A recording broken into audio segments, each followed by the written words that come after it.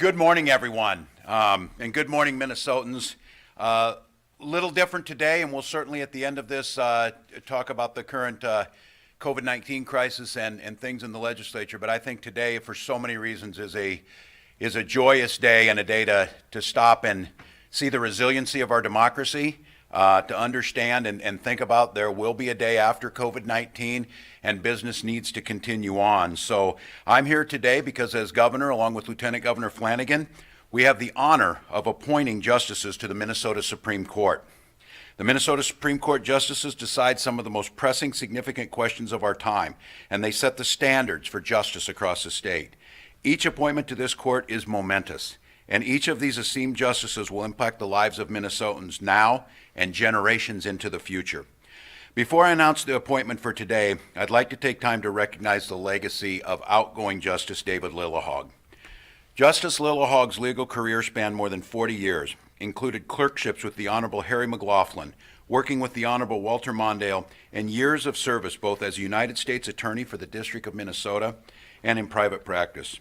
On our state's great Supreme Court, Justice Lillehog brought his deep constitutional knowledge and strong moral compass to every constitutional issue facing Minnesotans. Justice Lillehog's retirement leaves a prominent absence on the bench. His many contributions to the judiciary and the legal community will be deeply missed. My best wishes to Justice Lillehog and his family as he begins a well-earned retirement. I don't take the responsibility of filling this vacancy lightly. One Minnesota means that many voices at the decision table. As I've done before, when making my decisions, I've relied on a process grounded in robust stakeholder outreach and consultation with a panel of leaders in the legal community. My administration consulted with stakeholders across the state to seek applicants with the brightest legal minds and the most dedicated public servants across Minnesota's many diverse communities. A merit selection panel selected 4 outstanding finalists, and I want to thank each and every one of them for their exceptional service for the state and for being in that position. I myself made dozens of calls across many constituencies, to legal minds, to community leaders, to just so many, and the feedback was amazing. So today, I'm proud to announce my appointment of Gordon Moore as the next Justice of the Minnesota Supreme Court. Minnesota has a long and proud history of appointing excellent trial court judges from Greater Minnesota to the Supreme Court. Judge Moore joins those ranks today. Judge Moore's record of public service is impressive, and his commitment to our state is unparalleled. Having been raised in Rochester, college educated in Northfield, married in Mankato, and employed in Worthington for the past 25 years, he is truly a product of one Minnesota. And throughout his career, he's either practiced law or presided over courts in 50 of our state's 87 counties. Judge Moore currently serves as a district court in Nobles County, one of the most ethnically diverse counties in all of Minnesota. Prior to that, he served as the Nobles County Attorney, an Assistant City Attorney for Worthington, and a Special Assistant and Assistant Attorney General under Attorney General Hubert Skip Humphrey III. In addition to this important legal work, Judge Moore served as a community leader for so many years. His tireless work on the local school board, fighting for much-needed funds to ensure a strong public education for students in Worthington, demonstrated his commitments to the values of one Minnesota. Feedback from Judge Moore's peers was resoundingly clear. Gordon Moore is a leader in his community and respected by all. In reviewing his letters of recommendation, I heard from legal assistants, retired judges, public defenders, peer judges, court interpreters, nonprofit professionals, and local law enforcement. These are some of the words I picked out as I read through these. Judge Moore has a keen legal mind, is diligent, always well prepared. He is kind, curious, committed, approachable, caring, and always calm. In addition to all of this, during my conversation with folks and with Judge Moore himself, it was resoundingly clear that he's a man with a strong moral compass, a deep sense of compassion, and a thoughtful and diligent mind. He's a dad, he's a husband, a youth soccer and hockey coach. Without a doubt, Judge Moore is a person of the highest caliber. And to reporters in the room, I found this really interesting. I want to mention that Judge Moore's writing sample, we do a writing sample, and it's judged blindly by everybody who applies. And I read through those. And it gives you an idea of, and on the Supreme Court, writing skill is one thing, but it gives you a bit of a window into what they chose. They can choose anything in a case that's out there.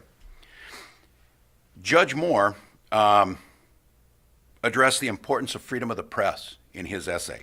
Judge Moore quoted U.S. Supreme Court Justice Hugo Black in the landmark New York Times versus United States case over the printing of the Pentagon Papers. Justice Black wrote, and I quote, "The press was to serve the governed, not the governors."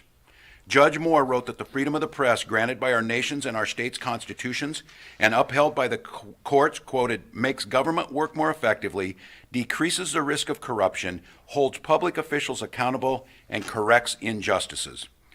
Judge Moore's perspective on this topic is one which I wholeheartedly endorse and agree with. I know that Judge Moore will continue to serve the state with distinction in his new role, Associate Justice of the Minnesota Supreme Court. I know the future of our state is in good hands. And with that, I am honored to introduce to you incoming Minnesota Supreme Court Justice, Judge Gordon Moore. Congratulations. Well, good morning, Minnesotans. Thank you, Governor Walz, first of all, for giving me this opportunity, which lawyers in this state aspire to serve all the state of Minnesota on the Minnesota Supreme Court. I am deeply honored to be entrusted with your confidence, and your words are very kind. I also want to thank the Judicial Selection Chairperson, Lola Velasquez Aguilu, and the governor's panel that was involved in the process that considered the applications for these positions. To be selected as a finalist for this position with the three other incredibly talented and esteemed lawyers and jurists was in and of itself a great honor. To be here today to be appointed from that group is truly a high honor and a distinct privilege. I pledge to you, members of the judiciary in the state of Minnesota, to work hard with the goal of securing impartial justice for all Minnesotans. That has been my work in the judicial area and in my legal area for the last 32 years, and that will continue to be my touchstone. Now, nobody gets to this point without the support of many, and I would be remiss if I didn't mention some of those people here today. The list is actually longer than time permits, but in particular, I need to first thank my colleagues on the 5th Judicial District bench in Southwest Minnesota. We serve 15 counties in the very southwest part of the state, oftentimes in one-judge counties, and these are people that are doing justice every day in rural Minnesota. I want to thank my chief judges over the past 8 years. These three jurists, Doug Richards, the late Doug Richards, Brad Walker, and Michelle Dietrich, have provided me with mentorship, support, and frankly, a nudge now and then when I needed it. The judicial colleagues throughout the state of Minnesota and the Court of Appeals, so many of you have reached out to me and have said kind things and supportive things, and I'm so grateful for your support and encouragement. The Minnesota District Judges Association, its president, Judge Hoffman, former President Judge Warner. This is an organization that supports us, and I thank the membership of that organization as well. A special note to judges in greater Minnesota. We call ourselves the One Judge County Club.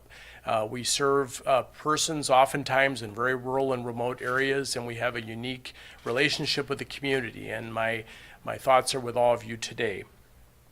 Particular thanks must go out to my Nobles County staff, my court administrator, my court reporter, and my law clerk. These are the people that on a daily basis make sure that our judicial system works. Without them, we don't function, and judges don't get to do their job. I'd also like to thank all the attorneys in the Worthington area that over the course of time I've had cases against or in front of me, the people that wrote kind letters of recommendations, the court interpreters, nonprofit chairs. These are the people that I've interacted with, and your support is very grateful. I do want to also mention briefly the staff, starting with the Attorney General's office and the Von Holtemo office in Worthington, and then the Nobles County Attorney's office. These were my jobs before getting to the bench, and my colleagues and friendships from those offices continue to support me to today. Finally, and most importantly, I want to thank my family. Two of my family members I have the blessing to have here with me today, my wife Jane and my oldest son Gordy. My younger two are at home doing online college finals today. And unfortunately, my parents are with us today only in spirit, but I know that they are looking down on me regarding today's events. I do want to thank Justice Lillehog for his service to the state and to this court. To say that I have some big shoes to fill would be probably the largest understatement of the day. Justice Lillehog's thoughtful insight and analysis in writing and oral argument is a model for any justice that is looking to be on the Supreme Court. I certainly have some work to do regarding hypotheticals because there's nobody better at it. Justice Lillehog, I know, was raised in Sioux Falls and knows something about the prairies of southwest Minnesota. He also knows something about arts and culture, and I hope to emulate his service to the court in some small measure. My career in the legal system, as Governor Walz mentioned, started with the Attorney General's office. There I was blessed with the opportunity to see this great state from north to south and east to west. Traveling around the state, it was always an honor to come into courtrooms and say, I represent the state of Minnesota as an Assistant Attorney General, and I've never forgotten that. We decided to return to southern Minnesota to raise a family in Worthington through some circumstances of family. And so that's where we've been for the last 25 years. And that community has supported and blessed me in ways that I can never repay. It is a remarkable, diverse, and interesting community that has, frankly, had some difficulties recently. I don't think there's any question about that. But the resiliency of the farmers and the business owners and the workers in Worthington will rise up and will solve this and get beyond this. I have no doubt about that. The Worthington story is really a microcosm of the bigger story that our state is undergoing. The transformation of Worthington over the past 25 years has just been extraordinary. We are one of the most diverse communities in the state, and we pride ourselves on that. We pride ourselves on leadership on issues such as racial justice, such as community policing, and we've done a good job in that. My experience there has given me a knowledge and deep respect for all types of citizens, both the fourth generation farmer that's coming into my courtroom, as well as the first generation immigrant who's perhaps been here for just a few months seeking relief. It is my hope to bring the perspective that I've gained over that course of time from outstate Minnesota to the court as we address the challenging cases which undoubtedly will be before us. In doing so, I would like to briefly echo the words of Supreme Court Justice David Souter regarding the lessons that he learned as a judge in state court. And he said this in his confirmation hearings before the Senate: in whatever court we are in, trial or appellate, at the end of our task, some human being is going to be affected, and lives are going to be changed by the decisions that we make. And so we had better use every part of our minds and our hearts and our beings to get those rulings right. And so, Governor, I give you my vow and my pledge, and to the people of the state of Minnesota, that I will do so to the best of my judgment and ability. And I look forward to working with my new colleagues in the Minnesota Supreme Court, while never forgetting those that I have worked with in the past who have supported me and gotten me to this point. Thank you to the people of this great state, and thank you for Governor Walz for this amazing opportunity. I really appreciate it. Thanks, Judge Moore. I'll keep you close. I think they want to talk to you more than me. So, well, thank you all, Minnesotans. This is it's a historic moment anytime a Supreme Court justice is chosen to ascend to the bench. It matters. I want to give a thank you to Chief Justice Lori Gilday and all of the Associate Justices on the Supreme Court. You spent a lot of time with me. We spent a lot of time on the history of the court. And I think for maybe Minnesotans to understand, the Minnesota Supreme Court does amazing things in that over 70% of their cases, 70% of the decisions they come down with are unanimous. They work to find consensus. They work to find the right answer. They're not there to win an ideological battle alone. They're there to serve the people of Minnesota. And I think those attributes are what shined so brightly with Judge Moore and what he will bring to the court, because it's very special. And I think many of you out there, you might not hear a lot about the Minnesota Supreme Court, and a lot of that has to do with is because they do the work and they do it well. And so it's just a great day for the state of Minnesota. I think in the midst of COVID-19, it's a bit of a breather to come and recognize that that these things still continue on, and we'll get there. And so congratulations, Gordon, to the family and everyone else. Tom, I'm going to step aside and let the judge take. Judge Moore, congratulations. Thank you. First of all, my question to you is, I'm sure you've watched with interest what the Wisconsin Supreme Court has recently ruled when it came to their governor's stay-at-home order. I know you don't like to talk about how you might rule on cases, but are you guessing there's going to be a whole slew of COVID-19 cases possibly coming to the Supreme Court, whether it's challenging government orders or liability issues? And how difficult might that be to navigate, given there is very little recent precedent for what is going on? Well, first of all, my hope would be that we wouldn't have that type of flood of litigation. My hope is that consensus can be reached and that cooler heads will prevail, and that frankly we won't have some of the scenario that's occurred in Wisconsin, which has been terribly divisive. It's pitted communities against the state, people against each other. And it would be irresponsible for me to give any prediction as to how those cases would come or how I would rule. But I just want to say that I think our court has been, and I say that from top to bottom, has been a model for this nation of impartiality and collegiality, and we have really avoided some of the problems that have beset some other states with conflicts among justices and highly politicized campaigns. We have, as the governor indicated, sought consensus where that is possible, because I think the court speaks to the state in the most appropriate way when it is a unanimous decision, when there is a one-voice decision. And that's what I would seek if such litigation came forward.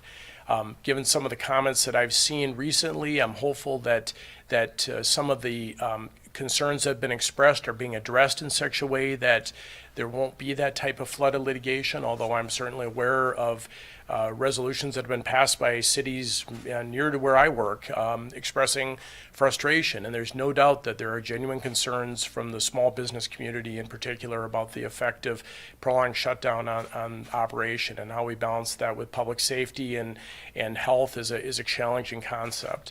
I'm hopeful, maybe a little naive, but maybe it's Minnesotan in me to think that, we're maybe a little better than some of that, and I'd like to believe that, and I hope very much that, there'll be a consensus as to what's in the best interest of the entire state as opposed to a particular community. Thank you. Judge, a question from Kevin Featherly. You're entering the job at a critical time when the courts are trying to figure out how to restart criminal trials. What would be your approach if you are asked to help decide how quickly to kick the courts back into gear? Well, that's an excellent question. We are now in what we call the transitional phase with the lifting of some of the stay-at-home restrictions. We haven't, flipped the switch or turned the dial back to business as usual. But the reading that I have done suggests that we need to be very cautious about resuming normal operations. We have done things in the last 6 weeks as courts in this state that frankly would have been unheard of 2 months ago. I know judges that have not been in a courthouse for weeks and are conducting court hearings and doing it well from their homes or home offices. My concern is the reading that I've done about what happens in contained or closed systems with coronavirus and the potential effect that would have on people, even maintaining social distance, is a serious concern to me. Because I don't believe we can have fair trials if the jurors don't feel safe. I don't think defendants are going to get justice. I don't think anybody's going to get justice. I think, unfortunately, we're going to have a lot of jurors that don't want to be there. And that can't happen. We need focus on the facts and the law and not on, who might be ill in the courtroom. And so we're going to have to go very slowly and methodically. It's got to be based upon science, guidance from the Department of Health. And, hopefully some work from some other states may give us some guidance too on how we do this in a socially distant way.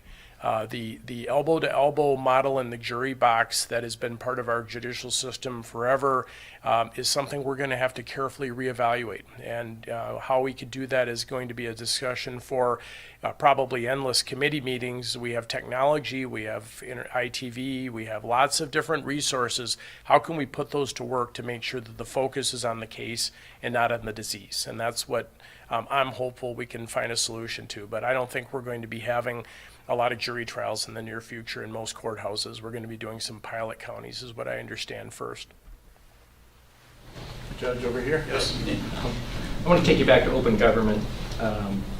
Freedom of the press is great in theory. It comes into play in state and local government and how open government laws are enforced. And I'm not a Minnesotan, and I found the laws here to be weak, and I found the case law to be worse. So given that perhaps aggressive approach, I'd love to hear your point of view about things like open meetings law, Data Practices Act, open courts, cameras in the courtroom, as far as a broad governmental transparency theory. Well, those are meaty topics. Any one of those could probably justify a number of minutes in response. Let's take the cameras in the courtroom question first, because that's really germane.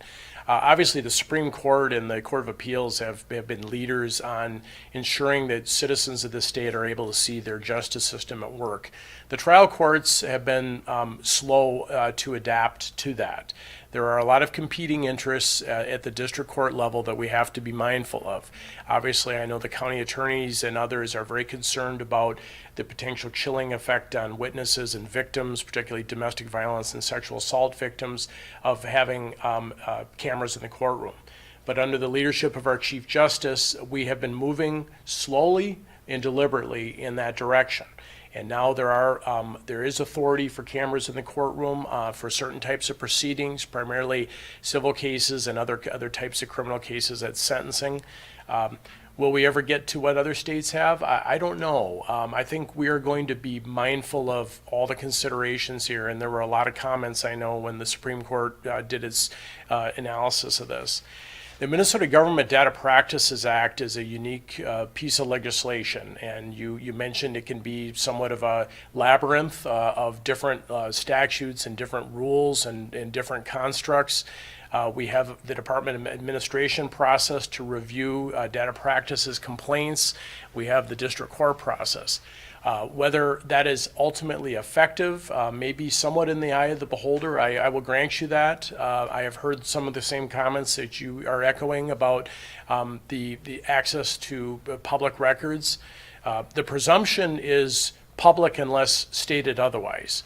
But how those laws are interpreted on a case-by-case basis can become somewhat challenging. I believe in transparency in government. I wrote the essay that Governor Walz mentioned because I believe now more than ever in the importance of the press as being an honest broker for government. We cannot have a system where the press is demonized and turned into the so-called enemy of the people or some other type of organization that is thwarting, basic justice. We have to work cooperatively with the press while also being mindful of the rights that persons have in that data that may be contained in government, and that's a sensitive process. I would do my very best to try to reconcile those concepts. Obviously, how they would come out on an individual case is probably going to be very fact dependent. Judge, as you just mentioned, the COVID-19 issue is going to be with us for a while, perhaps for another year or two, and you said that a Minnesotans' right to a speedy trial is going to be impacted on the front end, and on the other end, there are some nonviolent people in prison who are being released. How are you going to balance those? How should the court system balance those two things? Well, we have to prioritize the rights of criminal defendants in custody, and this is going to be the biggest challenge for the court system because we have the ability to make certain findings given extraordinary circumstances to continue speedy trials, but criminal defendants that are in custody have a right under the Constitution and statute to a speedy resolution of their case. How we do that in the age of coronavirus is the challenge. As I indicated to the other question here, I'm very concerned that having a trial that doesn't involve a real justice is not going to serve anybody's interests. On the other hand, we have people that can't make bail or are for reasons being held in custody prior to their trial. We are going to have to figure this out. There will be a series of pilot counties that are going to be taking the first steps towards resuming jury trials, and then I believe there's going to be a phased approach for the other counties in the state. Nobles, I think, is in the second wave of that. And by trial and maybe by some error, we are going to have to figure out a way that we can reconcile all the interests here in an appropriate way. I am very concerned about the potential backlog of cases generally in the court system right now because of COVID. We have tried to move things along by using Zoom technology, other virtual meeting room technology. Judges are keeping cases moving. I think it's really important for the citizens to know that.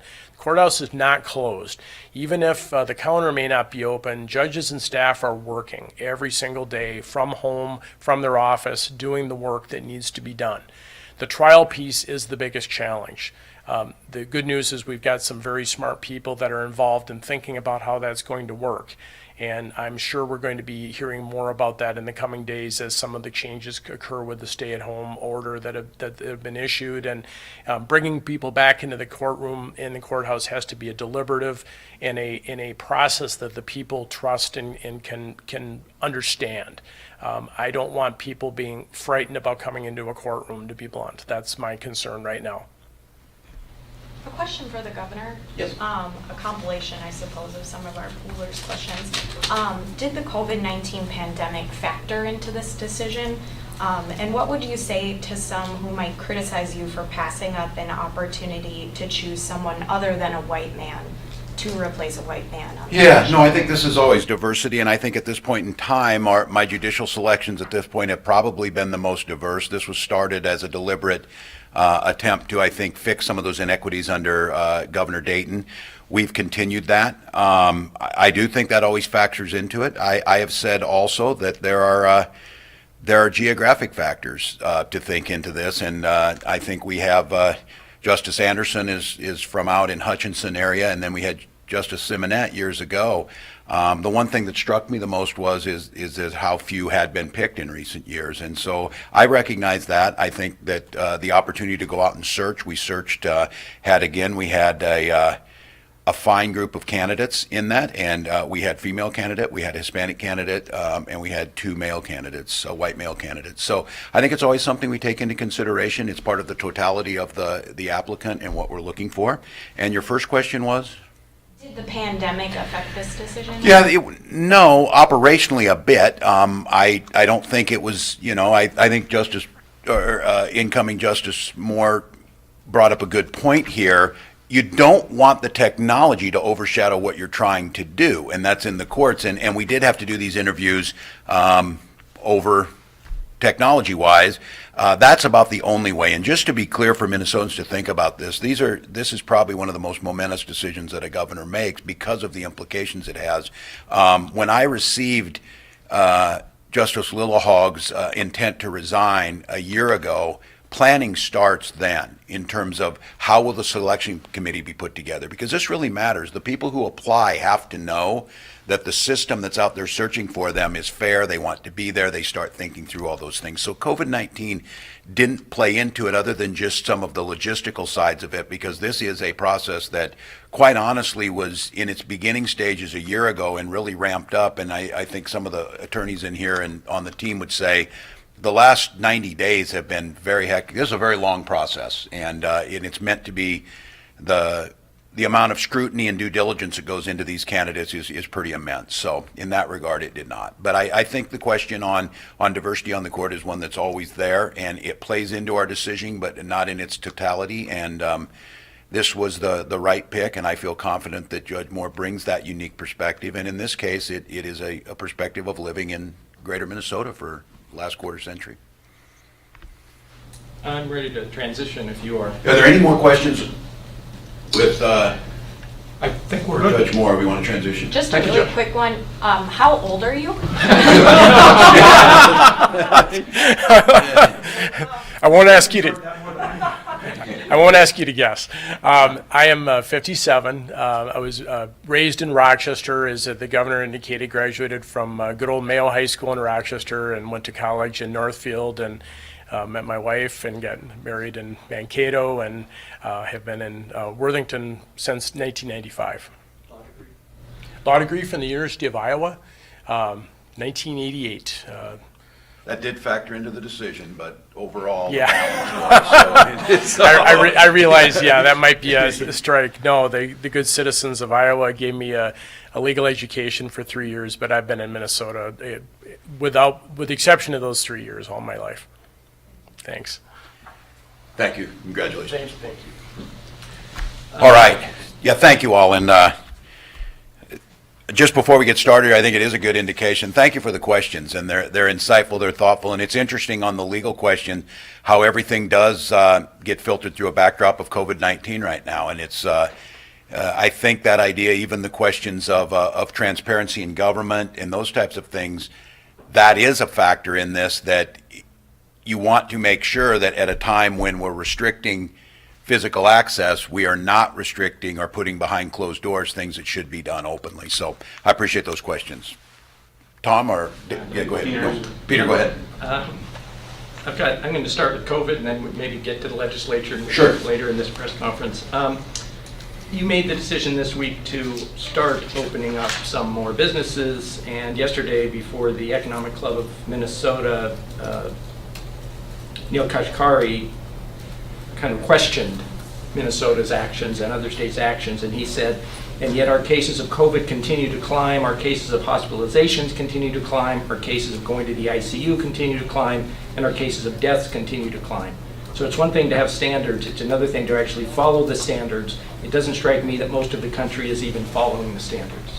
Yeah, well, I would dispute that they're not climbing, they're staying steady as a percentage of the whole. And I saw today a chart that showed percentage, and this is really about how much capacity to have when someone needs it. That's what this was all about. And so, for example, they showed the 27 or 28 states that are coming down of their hospital capacity. And then they showed the 9 states that were going up. Minnesota was one of those. So it seems counterintuitive that why would you do that? But our capacity, yes, is going up, but it's going up from 3.2 to 3.7. New York was going down from 40.1 to 27.1. So if you glanced at that and said, well, the indicator said you've gone down for 5 days, they've gone down from a massive overuse. We have gone up from at the place we started was one of the lowest. So I understand that. I think trends matter, but to look at it, we have actually, while we had 6,000 tests today, we had 808 positives, the highest number. Yet we had lower number of people in the hospital and 3 lower in the ICU. So from a pure perspective, saying that, oh, your numbers went up, your hospital rates were still, relatively stable, that's the one we're looking at to make sure that we don't overwhelm the system. We always knew this was about keeping the temperature at a low simmer and not letting it boil up. And again, the issue does come, and it is not an illegitimate argument to make, what is on the other side of the ledger that causes both financial, psychological, and health damage that you're putting off? And I think all those factored in. So I would disagree with the fact that, again, certainly, and he's right, though, about this. The CDC guidance no one is listening to in terms of, because I think some of it comes from because this information is put out and then we're told not to listen to it or it changes. But one of the things is the reason that in this case, there is a call for federal plan, there is a need for federal guidance, but the recognition that each of us are at different parts of the pandemic warrants a different approach to it. And so I still believe, and again, we put in, I think, a little bit different approach that when our gates are hit, it'll be when those go up. So if those numbers continue to grow, and they very well could, as I said, this could go bad very quickly if we don't do the social distancing, don't get it right. There are red lines in there that'll be stopped before we overwhelm. But I think it's really important if you said today, well, it makes sense. It makes sense that Pennsylvania's opening up. Their numbers are coming back down. Yeah, from 19 to 16. We've gone from 3.2 to 3.7. So our space and our capacity is still greater. I keep saying this. We have more beds available than the state of Illinois. They've got 13 million people. We've got 5.7. So the difference on that is you have to take that into consideration. Can I follow up on that real Sure. quick? Sorry, Tom. Next steps, though. Really in 2 weeks, you're going to open bars, food halls, food courts, We'll places see. where people gather. We don't make the best judgments after a couple of beers. No, and proof positive is that I would respect this when the courts rule. I respect where they rule, but the chaos that got created in Wisconsin, this does come back to how people respond. There's absolutely no doubt when you gather like that, people are going to get it.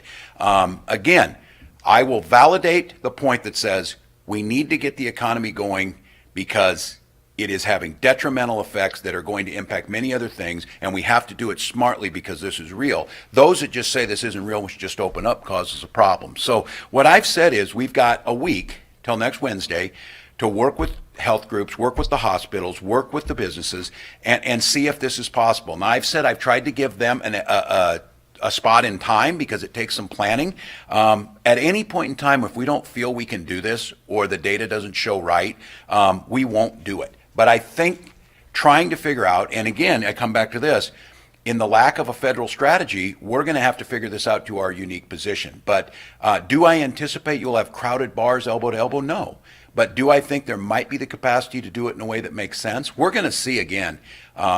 If people just choose not to wear masks, I was on a call this morning, and this is a challenge too, with a group of security guards, and they're nervous because they see this around the country, that they're being paid to stand at the door of a private business or somewhere and say, you know, you need to wear a mask in here.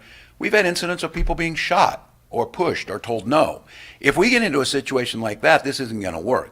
But if we have people adhere to those things, I think that yes, we can. But Peter's question is well taken, and I don't think we should be naive to believe that we're out of this thing. We knew that we were going to have to maintain this. I think Tom is right. A year or so in a new normal. It's going to be dependent on some of that collaboration and cooperation to work together, but with a clear understanding, those numbers matter. If the hospitals say, and they've got triggers in there, if this goes on any longer, we're going to get overwhelmed, that's when you have to start turning down the heat and get more of a simmer. Governor, as a follow-up to what Peter just asked, I have seen online some bars and restaurants already advertising, hey, we get to open on June 1st. I've heard people at hair salons planning on a June 1st, health clubs planning on a June 1st. Can you just very distinctly clarify for them, June 1st is not necessarily a magical date? No, it's not a magical date. It's our goal. I think we need to give them more certainty. What we said is that there would be a set of things that we believe we can come up with, best practices from around the country, new data, and be able by next Wednesday to start putting that in place. And folks that think they can meet that or do that, and maybe some of these folks who are saying that have been working on this the whole time and they're ready to go. So I think there is certainly the possibility that can happen, but it's not a guarantee. We're not going to start 45 minutes after the court ruled in Wisconsin that the doors are open and they can do whatever they want to do. That isn't going to happen, nor do I believe in any way that Hospitality Minnesota or any of these folks here really want to do that, because it is only going to be a matter of time before that reputation gets around where somebody gets it. That goes for hair salons Yes. and health clubs as well? Just because Yes, they're part of the mix to see if it can be done. And what I've said is that we want to give them the opportunity to, let's all of us together prove if we can do this. New data is coming up. I received calls last night from Vice President Pence, Dr. Birx, and Dr. Birx was talking with Commissioner Malcolm this morning. The White House is very interested because of this very thing, that while our numbers stayed relatively low and they're going up, and we're trying to do some of these things of opening, they're kind of interested to see, is this the model for sustainability in the long run? And I think if we don't give the opportunity to see if this can be done, that would be a mistake. And it sounds to me like when it comes to bars and restaurants, you're considering requiring both patrons and employees to have to wear masks. And if that's true, are you any closer to mandating masks in Minnesota?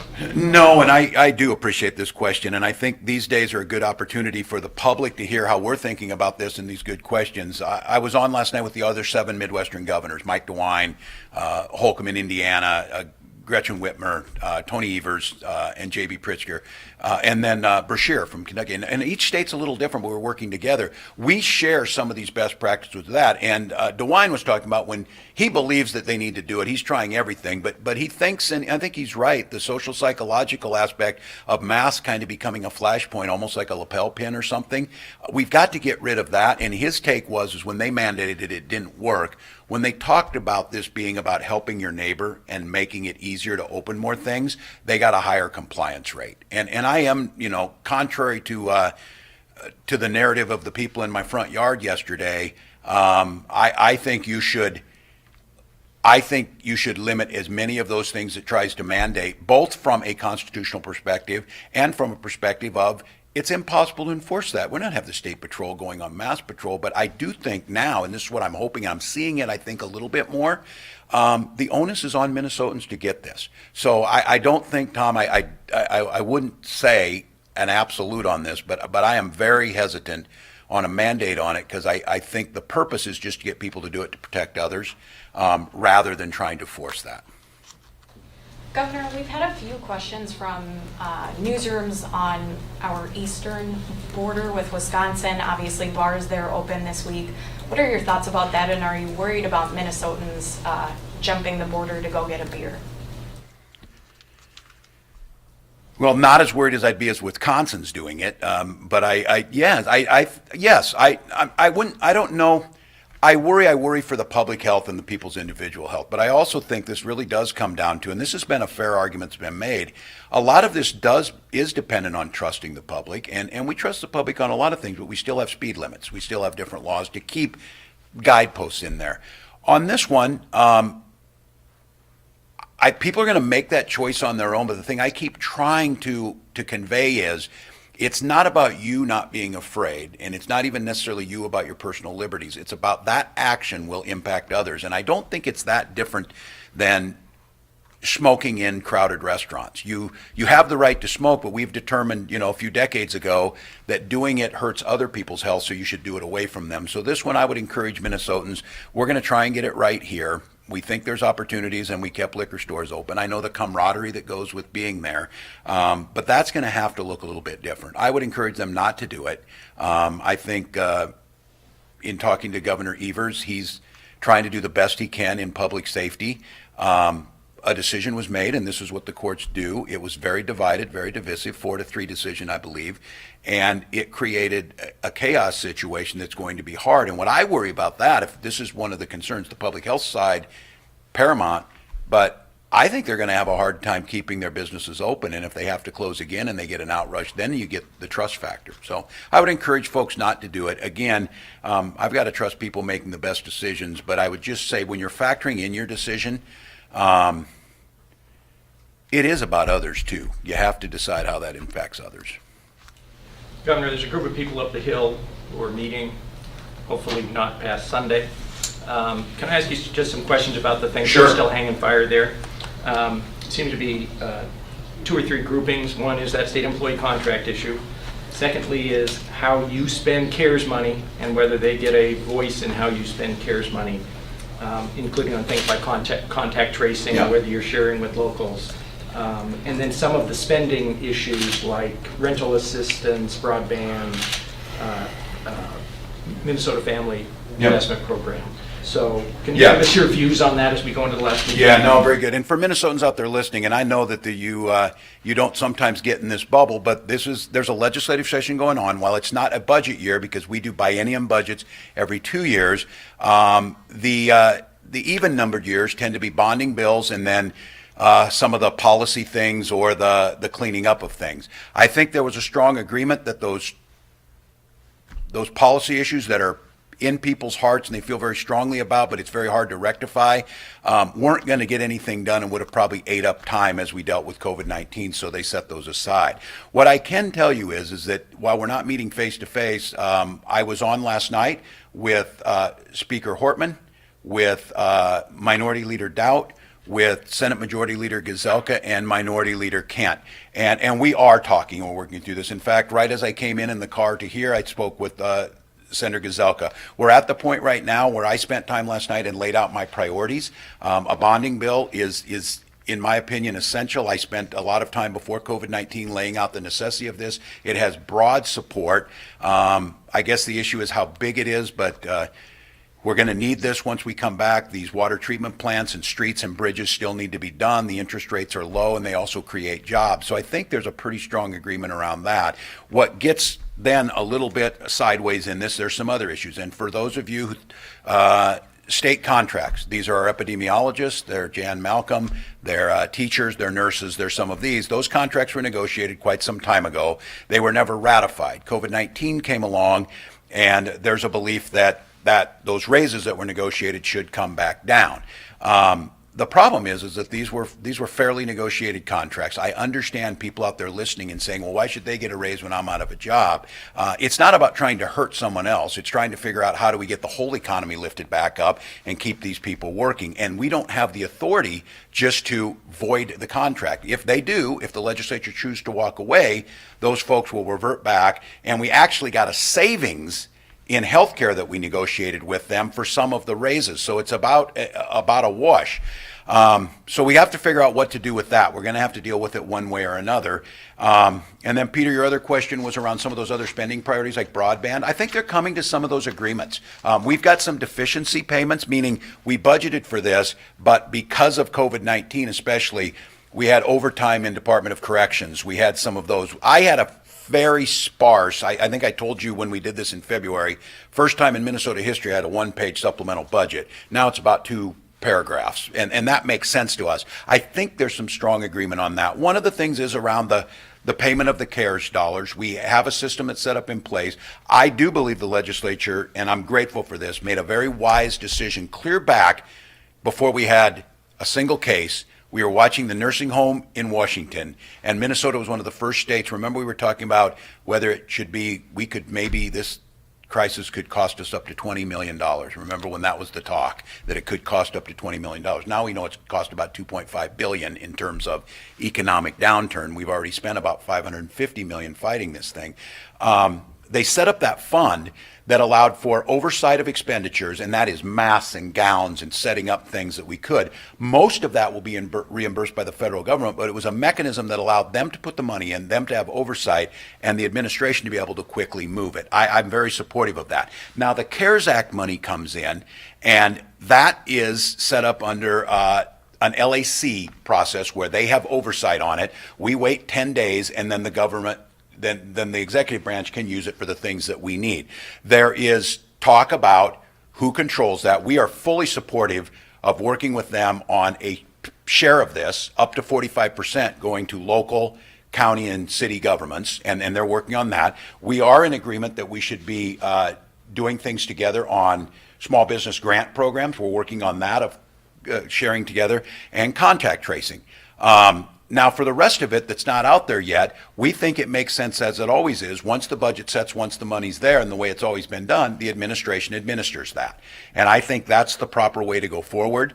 But on all of these things, we're talking and making sure that they have input. One of the things I'm a little concerned with, the contact tracing issue is starting to kind of now take on a political overtone of masks that maybe it's not necessary, maybe it's too much. I'm a little nervous about that, so I think that one may be stalling. But as far as things like broadband, broad agreement. So I have to tell you right now, I think it was Speaker Hortman said this last night, that Minnesotans have an expectation, and we proved we could do it last year, that we work together, compromise, and get something done as close to on time as possible. I'm still operating by that. I can tell you the goodwill that was expressed by Leader Gazelka on the way in here. He's fighting hard for the things he believes in.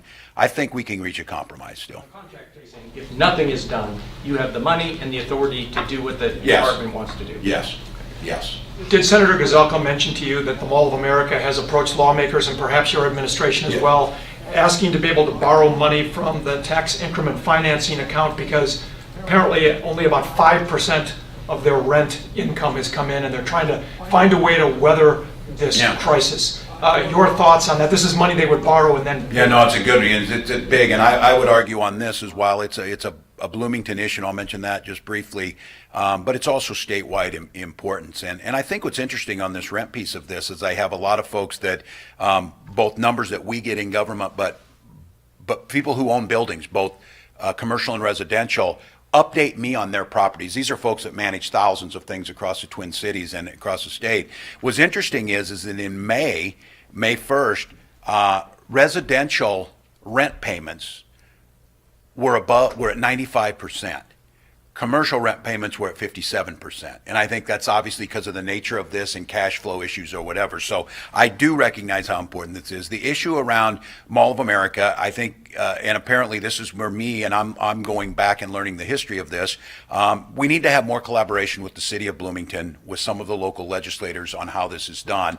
I think in concept, I'm certainly willing to hear them on this, and I do acknowledge the fact all our businesses we need to figure out, but when you have one that has that big of draw, both nationally and internationally, there is an impact that it has tax-wise, not just for the city of Bloomington, for the state. So we are talking about it. It is one of the issues that came up.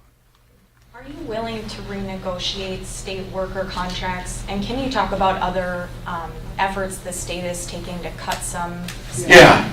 First of all, we've done hiring freezes. My staff and my commissioners all took the 10% cut immediately when that went on.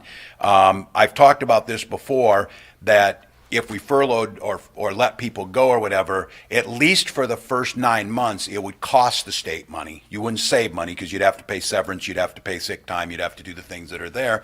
And it is not the way to do this in a pandemic. You cannot negotiate, the contracts weren't negotiated with the legislature. They were negotiated with MMB. They were decided upon and they were there. This is two parties in any negotiations. You cannot force them to take what the legislature says. I think it sets a terrible precedence on collective bargaining. I recognize the fact that everybody's saying, well, these are different times. They were negotiated pre-COVID. That doesn't change the fact that they were negotiated, they were agreed upon, and you can't leave one party out of that.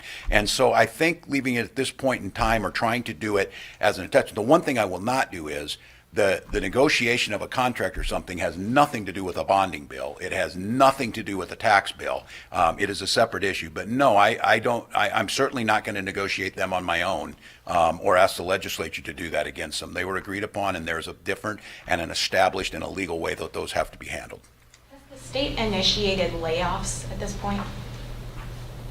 We've asked people have taken leave. There are folks, and of course through attrition of people retiring, we are not hiring anybody back. So that is one of the biggest ways that you end up with cost savings. And those will at some point, those are negotiations and decisions we have to make. A lot of these folks, of course, though, are frontline folks. Revenue department right now is as busy as they've ever been. DEED at the UI department's as busy as they've ever been.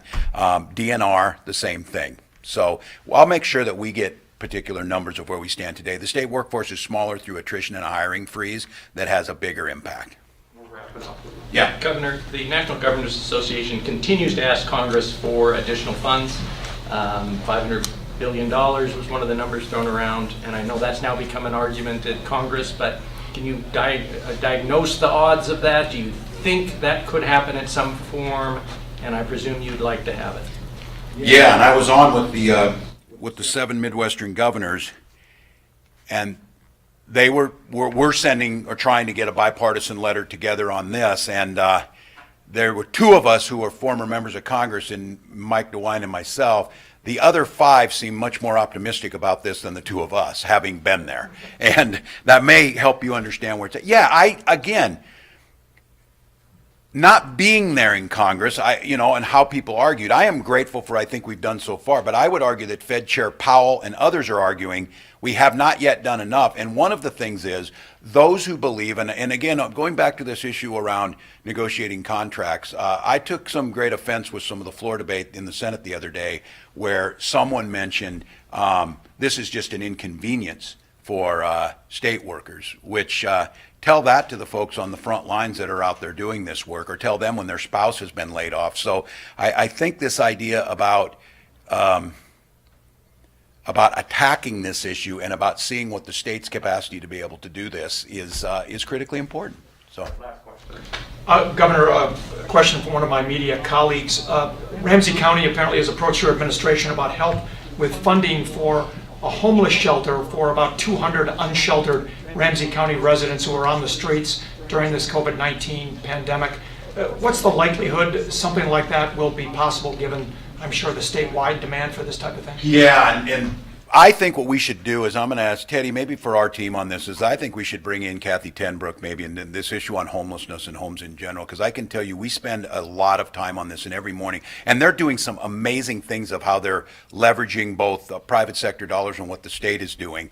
I think it is likely that we'll help, because this is not only an individual, this is a public health issue if we don't have people in and they're starting to run rampant. So we were very clear, and I think the executive order that I did yesterday around unsheltered and those that are most impacted by this helps to talk about how we do some of that, because in the long run I think it's a money saver if we get this right. But I think what I'd like to do on this issue is devote a little bit of time to one of these, to bring them in for the public to talk about this issue, because it's growing and you see it, and you're seeing some of these and across the country. It was ahead of time. I mean, the real shame in this is we launched the Minnesota Fund on Housing, the nonprofit, and we had the Pollard Foundation, we had the Fry Family Foundation, and we raised, if you recall, that $6 million in just a few days. We moved a significant number of people off the streets into housing, and then this thing hit. So this is an issue. It's coming up all over the state. It's of course pronounced in more of the urban areas, but it is everywhere. And I think there is what Ramsey County, what other counties are asking for is this is a state issue. They do need some help. We're going to have to see, and that's what we're trying to still understand. Going back to Peter's point about that, Peter, to give you a clear answer on that, I'm not super hopeful. I am totally supportive. I think it'll undermine our economic recovery if we allow states. I know Mitch McConnell made the comment about let the states go bankrupt. This is a real divide, and I think it's really hard when you're talking about cities and counties that are providing both education, they're providing the street plowing, they're providing all those basic services, and checks have already been sent to cruise ships. I'm not diminishing or being pejorative towards cruise ships or airlines, but the idea that there is not a value that is equal to a public sector job as a private sector job, especially now, we already have massive unemployment. Why would it help us to throw more people out into unemployment? Why would it undermine the very people who are processing and fighting COVID to have them out of jobs? That seems to be just a spiral to death. So I think we need to help them. I think we need to figure that out. And that's why I think by Monday, we need to figure out how to move at least a chunk of that money to the state and or to the counties and cities. And then for us to figure out how do we refill that fund that allows us some flexibility to put these things out. So again, I want to thank you all for being here. To incoming Supreme Court Justice Gordon Moore and his family, thank you for your service to Minnesota. Congratulations. And for all of you, we think the date that Justice Moore will go to the bench will be August 1st. And again, we hope that in that time when we have the investiture ceremony, we're further along and can maybe do this in a little more, be more of the family. So thank you all.